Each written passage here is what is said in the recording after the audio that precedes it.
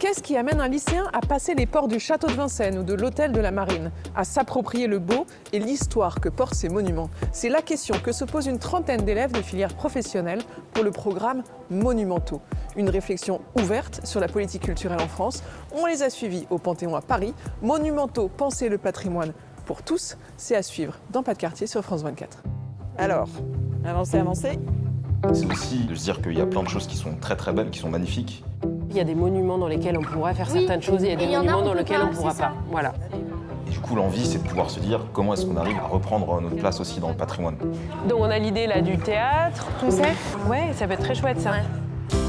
Je suis Dylan Aïssi, j'ai 24 ans, je suis fondateur et directeur de l'association Bois pour tous. Rendez-vous est pris dans le 5e arrondissement de Paris, le quartier latin, où se mêlent histoire et culture à chaque coin de rue.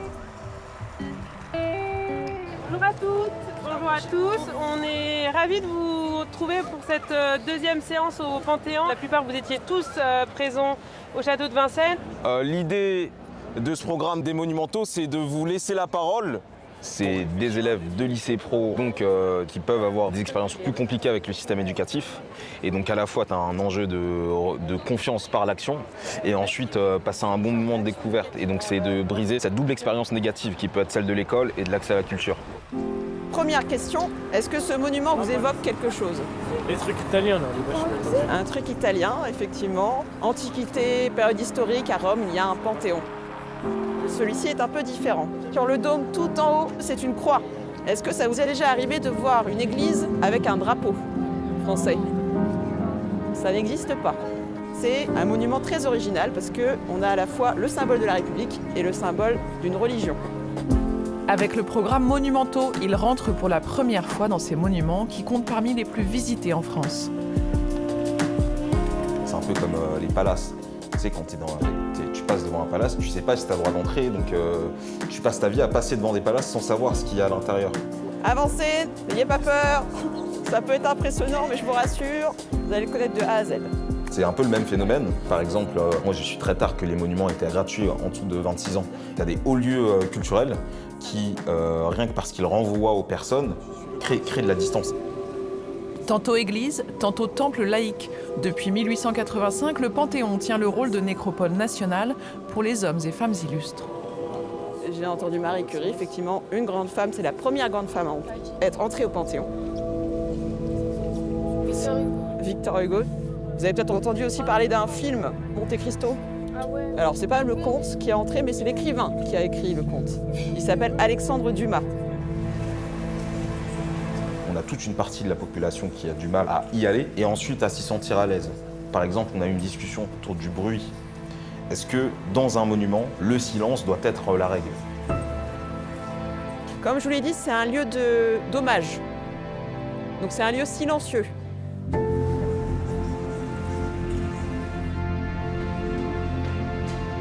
Victor Hugo, il est là.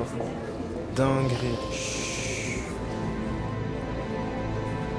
En venant, avec toute honnêteté, je pensais pas être intéressé, mais j'ai découvert que pas mal de grandes personnes étaient ici. Je pense qu'il y a énormément de personnes qui pensent mal se tenir, mal se comporter, donc ne vont pas oser venir dans ce genre de lieu. Alors approchez-vous. Édouard Bueno est programmateur au Panthéon. Dans la manière dont l'artiste veut présenter son œuvre, il fait construire des échafaudages qui donnent une sensation d'entrer dans un couloir. D'accord? Son rôle, faire dialoguer passé et présent dans le lieu.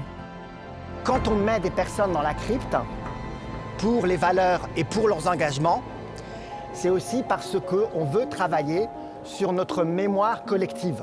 La mémoire, c'est aussi quelque chose qu'on construit, parce que tout le monde n'est pas forcément d'accord. Explorer de nouveaux usages pour inclure la jeunesse. C'est l'objectif affiché du Centre des Monuments Nationaux d'ici 2030. On n'a pas votre âge et on veut toucher des gens de votre âge, donc c'est à vous de nous dire aussi ce qu'on doit faire pour vous toucher. Qu'est-ce qui vous pourrez vous faire dire « Ah ouais, cool, j'aimerais bien y aller ». Dans la mairie voisine, Des jeux pédagogiques en gros. c'est au tour des jeunes de faire leurs propositions. C'est le Panthéon, mais cool. C'est pour les gens de notre âge, tout ça. Et on a mis plusieurs idées sur cette feuille-là. En fait, c'est du théâtre dans le Panthéon. Et en fait, c'est pour aider les personnes qui ont du mal à se concentrer ou qui veulent plus comprendre, mais avec des courtes phrases. Kenza, Mamadou et Ilem se prennent au jeu. Quel artiste vous aimeriez voir dans un monument? On parle pas de paroles, hein, mais genre la mélodie d'un rappeur qu'on connaît. Parce qu'en fait, le son qu'on avait entendu, il était pas trop... En fait, ça fait peur. En fait, il fait peur. On dirait qu'on est dans un manoir qui fait peur, tout ça. Moi, je suis contente d'avoir leur avis assez brut.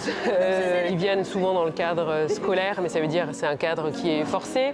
Et ce qu'on aimerait, c'est qu'ils puissent venir d'eux-mêmes, parce que les monuments, c'est un patrimoine et ça leur appartient dès maintenant. On dit souvent que c'est les publics de demain, mais non, en fait, c'est les publics d'aujourd'hui.